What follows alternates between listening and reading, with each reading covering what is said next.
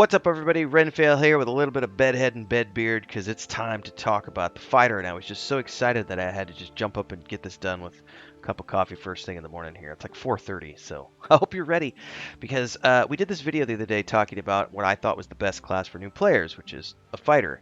But today I actually want to dive into building one and showing you what I think is the easiest thing to jump into, and also talking about the racial choice, which we didn't really talk about in the other video because it wasn't really important to that video, but it is important here. So I go with the dwarf. I go with the Gold Dwarf. We're going to talk about that more in the combat guide. I don't do half orc because I'm not really into playing the bad side. I like to be a goody-goody, and a dwarf fits me perfectly.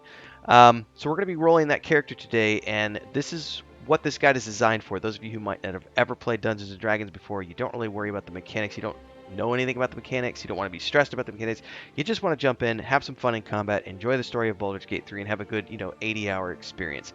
That's what this guide is for. If you're someone who has advanced knowledge of Dungeons & Dragons, 5th edition, 2nd edition, 3.5 first, whatever it is, awesome. I do lots of other advanced guides that we talk about strats and D&D stuff in the live streams. So there's a little something for everybody here on the channel. So don't forget to like, subscribe, and hit that bell icon so you never miss an update. Don't forget the Discord. Links are down below. Daily streams at 11 a.m. And without further ado, let's go create this Dwarven Warrior and get you guys on the path to destroying lots of enemies in Baldur's Gate 3. So right out of the gate, I do like to go with a dwarf because I like to create sort of like a chaotic good character. And I know there's not alignment in Baldur's Gate 3. That's something they got rid of with this particular rendition, and I'm okay with that. You could, if if you're going bad side, I would say that the same rules apply if you want to create like a half orc or even a Githyanki, but you're going to deal a little bit with the racial prejudices that people have against you in the game. Human is also a good, decent, balanced option, but there's a reason I want to go with the dwarf, and specifically, there's a reason I want to go with the Gold Dwarf subrace, and that's because you get a hit point maximum increase of 1, and then it increases by 1 again every time you level. So you are going to continually be gaining new hit points as you progress this character, which makes this little warrior, this little fighter, really hard to take out as you start getting into the mid levels and upper levels because you are going to have a ton of hit points. I find that that makes for a really easy character to play if you're someone who's right out of the gate, who's never played D&D before or any of the Baldur's Gate games in the franchise before.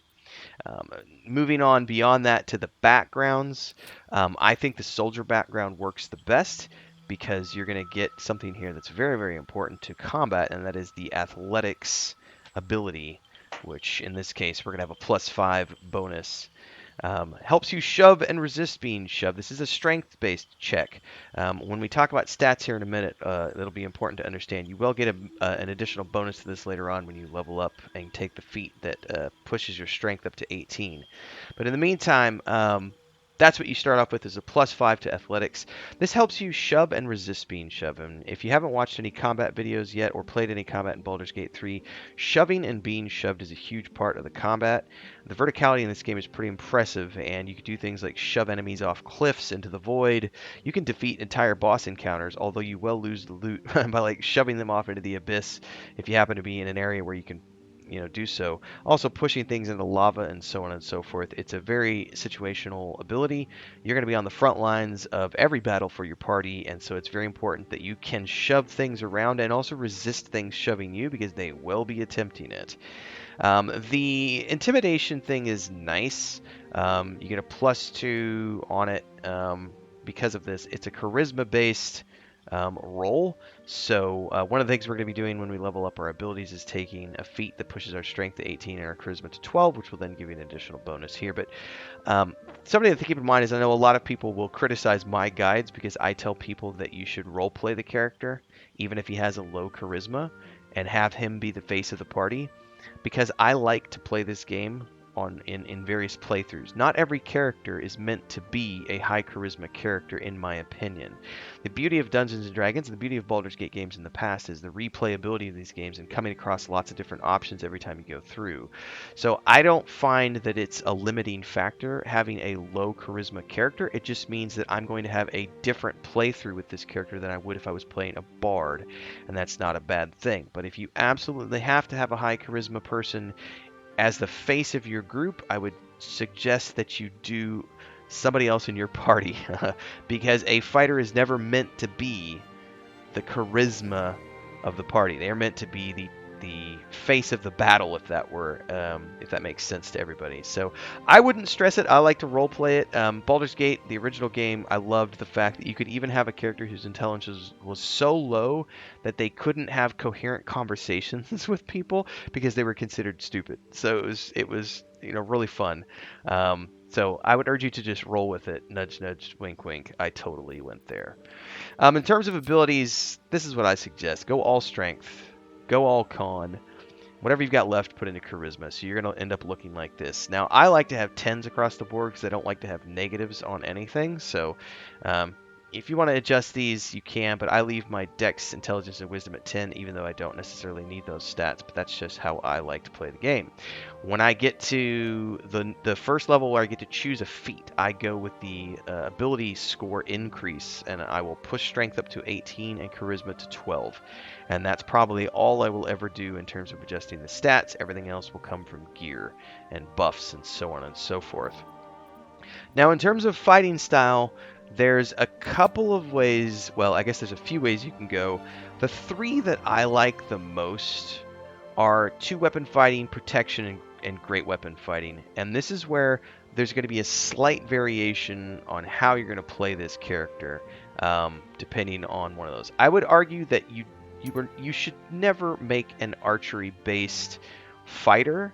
I mentioned this the other day in the video. I said you could if you wanted to, but I would suggest that you don't. If you want to make a ranged character, you really should be making a ranger because they have far more benefits to being ranged than a fighter is ever going to get. Defense is okay. You get a bonus +1 to armor class while wearing armor. That's useful, but not that useful. Dueling is kind of fun if you just want to use a single weapon and be like a DPS warrior.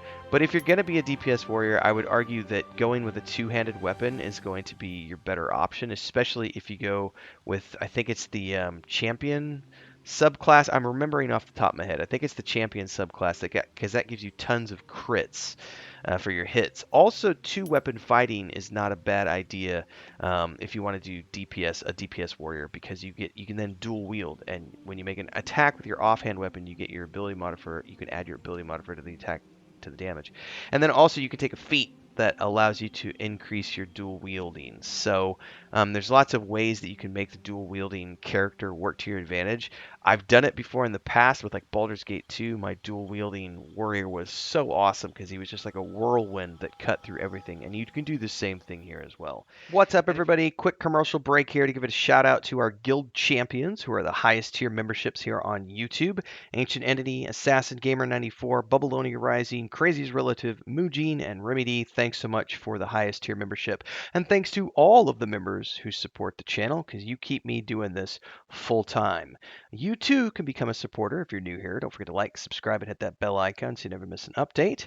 Join as a member. There's 3 different tiers. We do lots of special stuff: private polls, private videos. You get a shout out if you're the highest tier membership, but you can also do one-off donations in the form of super chats on any live stream or premiere you see, and of course super thanks on any upload or YouTube short. Whatever you can contribute, it's great. Keeps me on the air full time, keeps the cats fed, keeps the homestead running.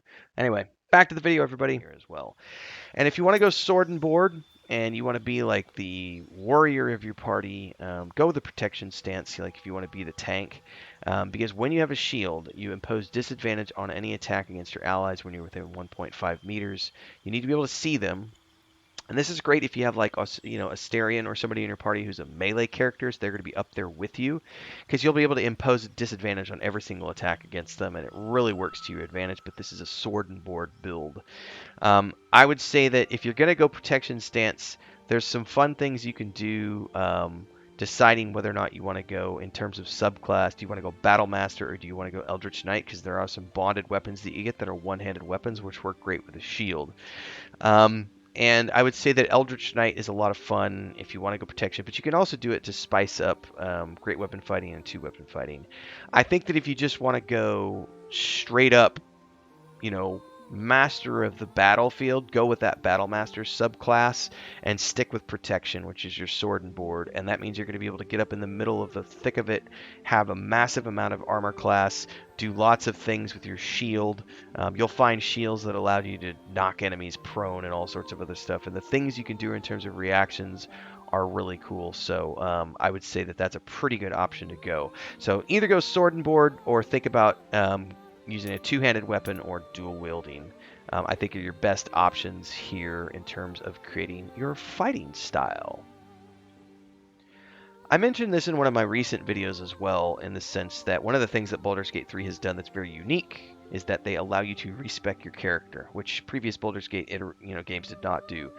So if you get 20 or 30 hours into the game and you think that you want to change your warrior up a little bit, you can always respec into something different. But this, I feel, is a great sort of out-of-the-box build to get you going without needing to know any of the meta of the game. You don't need to know mechanics. You don't need to know anything about the subclasses. Just create a warrior, go Battle Master, and either just choose sword and board, two-handed weapon, or dual wielding, and you're good to go. And pick feats that accompany those things, and you can just keep on down that path all the way through and become just a hit point machine that just wades into the thick of it, and it's just like, rah! It's a lot of fun to play a Dwarven Warrior, everybody. I highly recommend it to everybody at least once in your life. If you like this guide, don't forget to like, subscribe, and hit the bell icon so you never miss an update. We stream daily at 11 a.m. Central and sometimes more on the weekends. Don't forget to join the Discord. Links are down below. Check out all the other playlists, and I'll see everybody in the next video. Until then, stay safe and happy gaming.